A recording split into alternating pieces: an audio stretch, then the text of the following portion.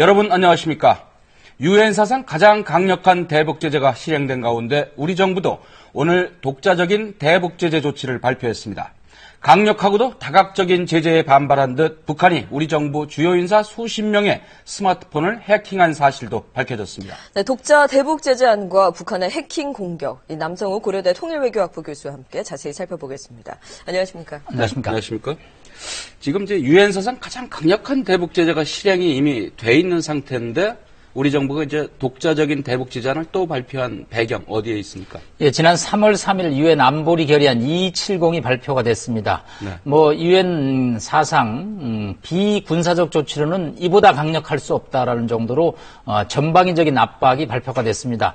이에 맞춰서 미국, 일본, EU 등이 이제 후속으로 네. 자국의 독자 제재를 시행했습니다. 우리도 이에 동참해서 독자적인 제재를 했고요. 이것이 이제 유엔 제재와의 사각지대를 없애는 데 있어서 주요한 역할을 할 것으로 보입니다. 네. 그러면 이제 오늘 정부가 발표한 내용을 요약해서 한번 들어보시겠습니다. 우리의 독자적인 대북 제재를 더욱 강화하기 위해 다음과 같은 조치를 금일 취하기로 결정하였습니다. 첫째, 북한과 관련한 금융 제재 대상을 대폭 확대할 것입니다. 둘째, 북한과 관련한 해운 통제를 대폭 강화할 것입니다. 셋째, 북한과 관련한 수출입 통제를 보다 강화할 것입니다.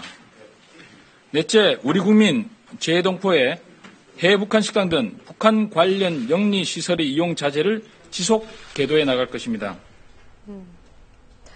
네, 방금 보신 우리 정부의 이제 독자적인 대북 제재안 어디에 초점을 뒀다고 볼 수 있을까요? 네, 이석준 국무조정실장이 오늘 3시에 발표를 했습니다. 4개 분야로 구성이 되어 있는데 우선 금융 제재가 있고요. 네. 두 번째가 해운 제재, 세 번째가 수출입 통제, 네 번째가 해외에서 북한 식당 이용 자제 권고 금지죠. 네. 전반적으로 돈줄을 묶고 북한의 손발을 묶겠다라는 겁니다. 돈은 일단 북한의 미사일과 핵을 개발하는 데 들어가는 자금줄이 돼 있는데 오늘 30개 단체, 네. 40명의 개인을 발표했습니다. 40명의 개인 중에 2명은 제3국인입니다. 38명의 북한이고요. 30개 단체 중에는 24개가 이제 북한의 단체고 6개가 제3국 단체입니다. 이들의 금융 거래를 일체 중단시킴으로써 이들이 꼼짝달싹을 못하게 하고요. 그 다음에 이제 선박의 이동을 차단하고 수출입을 통제함으로써 북한이 더 이상 핵과 미사일을 개발할 수 없도록 차단하는 데 주력한 내용입니다. 네. 이제 이번에 제재 대상에 이제 추가된 인물들이 대부분 그 대량 살상 무기니까 핵이나 미사일 개발에 관여한 인물이나 단체가 된 것이죠. 네, 그렇습니다. 제일 위에 리스트에 오른 사람이 김영철입니다. 김영철, 예. 사실은 지난 270 유엔 안보리 제재에서는 포함되지 않았던 인물인데요. 네. 과거 2010년에 천안함 연평도 공격을 주도했던 대남 도발의 총책이었습니다. 네. 그런데 최근에 김양건의 후임으로 통전부장에 임명됨으로써 일종의 도발과는 관련이 없지 않냐 해서 유엔 제재에서 빠졌지만 우리로서는 김영철을 제재하는 것이 북한의 도발을 억제하는 데 가장 상징적인 측면이 있다고 그래서 1번에 올렸고요. 지난번에 유엔 안보리에서 리만건 군소공업부 부장이 이제 장관급으로 거래 금지에 올랐는데 오늘 이제 홍승무 다시 부부장급 차관급들의 오늘 인물들이 주로 발표가 됐습니다. 주로 실무적인 기관의 책임을 맡고 있는 사람들이 오늘 이름을 올렸다고 볼 수 있겠습니다. 네, 뭐 실질적인 제재 효과를 노렸을 수도 있지만 어떤 이제 그런 저희가 예의주시하고 있는 인물에 대한 상징적인 효과도 같이 거둘 수 있는 거죠. 이 북한에 기항했던 제3국 선박의 국내 입항을 금지하는 이제 해운 제재도 포함되어 있는데요. 어떤 효과가 있을까요? 네, 사실 오늘 4가지 제재 중에 가장 핵심적인 부분입니다. 사실 금융 제재는 북한 사람들이 우리하고 금융 거래를 하지 않기 때문에 실효성보다는 상징적인 의미가 크죠. 그러나 해운 제재는 북한 항구에 기항했던 선박이 180일 이내에는 우리 항구에 들어올 수 없다는 얘기죠. 네. 지난 2010년에 오이사 제치 조치에서 북한 항구가 남측 항구로 오는 것은 이미 막고 있습니다. 그런데 제3국 선박이 오는 것은 예외로 허용됐는데 이제 오늘 해운 제재에서는 그 내용이 포함되어 있습니다. 사실은 지난해만 해도 66척의 선박이 북한 항구를 기항했고요. 우리 항구에 들어온 횟수가 104회나 됩니다. 네. 이 물자를 실어 나르는데 남북한을 왔다 갔다 한다는 것이 더 이상 용납하지 않겠다라는 것이죠. 사실은 이 해운 규제와 관련해서는 낮은 핫산 프로젝트하고 연결이 되는데 네. 우리 시청자들이 낮은 핫산 프로젝트가 무엇인가 지금 화면에 좀 나오는데요. 러시아산 석탄을 핫산이라는 데에서 나진까지 54km 철도로 이동을 시킵니다. 그리고 나진항에서 저 화물선에 싣고 우리 포스코나 보령 화력발전소 같은 데 연료로 쓰였습니다. 러시아는 이것을 우리에게 강력하게 요청을 했고요. 박근혜 대통령도 유라시아 구성과 맞물리면서 이 프로젝트에 관심을 보였습니다. 그래서 시범 사업이 3차례 이제 이루어졌는데 사실 3월 3일 유엔 안보리 결의안이 하루 늦어진 이유가 러시아가 이 문제 때문에 자신들은 예외로 인정하라. 이건 민생 문제다라고 했는데 우리 정부가 다른 것은 막으면서 이것은 또 예외로 한다면 뭐 조치가 자꾸 물이 셀 수 있기 때문에 오늘 이제 러시아 측에게 하기 어렵다라는 입장을 표명했고 러시아는 또 뭐 일단 보도상으로 그렇게 알려지고 있고요. 러시아는 조금 유감스러운 반응을 보이는 등 이 문제가 앞으로 조금은 한러 간의 쟁점은 될 수 있을 것으로 보입니다.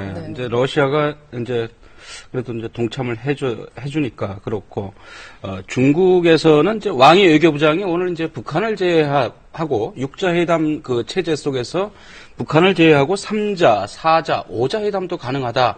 뭐 이런 얘기를 했는데 이게 어떤 의미입니까? 예, 매우 의미가 있다고 봅니다. 어제 북한 선박이 중국 항구에 갔다가 기항하지 못하고 다시 돌아오는 이제 소식이 전해졌습니다. 그것은 중국이 제재에 동참을 하고 있다라는 하나의 상징적인 사건이죠.